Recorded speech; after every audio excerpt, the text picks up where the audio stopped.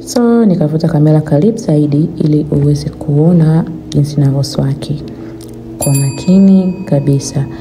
So inashauriwa sana kuswaki au kusafisha meno yako mara 2 mpaka mara 3 kwa siku. Ila kwa sababu ya kazi unakuta mtu anaenda asubuhi na anarudi jioni, basi at least mara 2 kwa afya. Usisahau kuswaki meno yako kabla hujalala, sawa So hapo unaona vizuri meno yako ya chini navyoyasafisha vizuri chini ya braces, hapo nakuwa nimemaliza.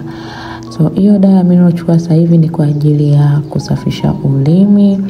Kama hamna ile wanaita tongue scraper, right?